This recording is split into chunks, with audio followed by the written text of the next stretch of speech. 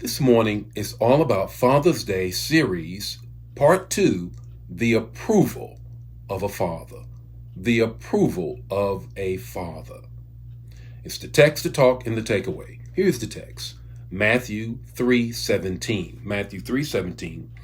And it says, "And a voice from heaven said, 'This is my son,'" get that, "'whom I love,'" get that, "'with him I am well pleased.'" Get that. You already know this text. I want you to look at it through the lens of fathers today. Here is God, our Heavenly Father, speaking out from heaven. Publicly, he then says to everybody, Jesus is my boy. That's my boy. That's my boy right there. I want you to understand something here.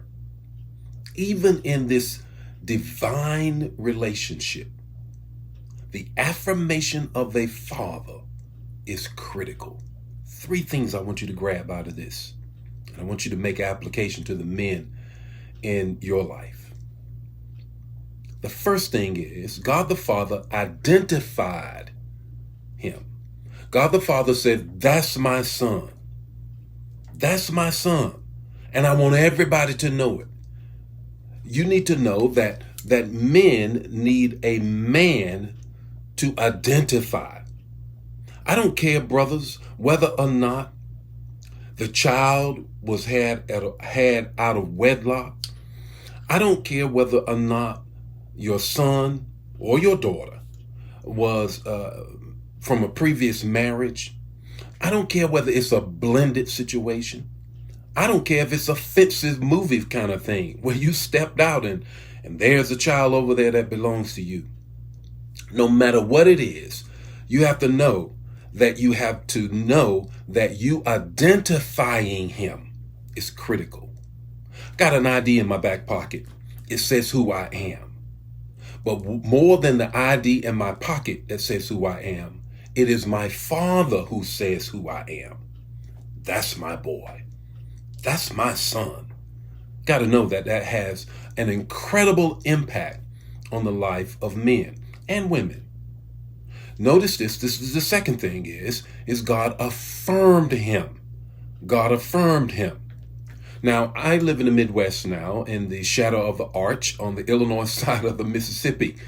And I need you to know that there was a time in which I was stationed here and my family was still in Virginia. They were in Yorktown, Virginia. I was hoping that I was going to be able to move there, but we weren't able to.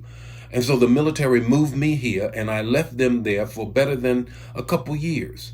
My son struggled. My son struggled. First Lady could not do what was needed that only a dad could do, and that was affirm him. Affirm him. He was angry. He was upset. He didn't do well in school. I asked him why. He says, "Dad, because you weren't here." It was nothing else. He knew why I wasn't there. He understood why I wasn't there, but it did not erase the fact that I wasn't there. That he needed my presence for affirmation, public affirmation. Notice what God did, God the Father, for his son Jesus. Publicly, he affirmed him. Publicly, he identified and says, "That's my boy. That's my son." Here's the third thing. God says, "I love him. I love him. I'm pleased with him and I love him. And I want everybody to know I love him." You know, that's a difficult thing for some fathers to say. My own experience is this.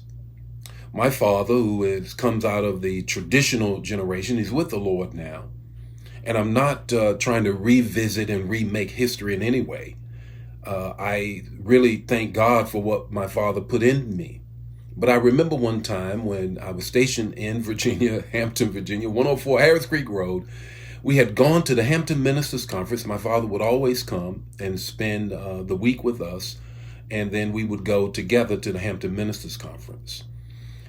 During one time when we came back and we were on the porch of my home, I said to my dad, "Dad, I love you. I love you, Dad." And he couldn't say it back. He could not say it. He looked at me, a deer in headlights. His makeup, who he was, how he grew up, how he was raised. I never heard him say, I love you, son. I heard him say he was pleased. I heard him say that he identified, that's my boy. But I never heard him say that he loved me. It was a struggle for him. So what I want, brothers, if you're listening, sisters, if you're listening, always say you love your child, your son in particular. Now, I never miss an opportunity to grab a hold of my son, hug him tightly, and tell him, love you, buddy. You my guy. You are my guy. So, identify, affirm, love, and I'm pleased with what you're doing. Now, what's the takeaway this morning? Here's the takeaway. All of that was necessary because the next verse, Jesus goes into warfare. He goes into warfare. The next verse, he goes into the wilderness. He has to deal with Satan. The point I'm making here is this. It is critical that men affirm in that way, love in that way, identify in that way, because black men, we go into warfare every day. And we need that to push us on.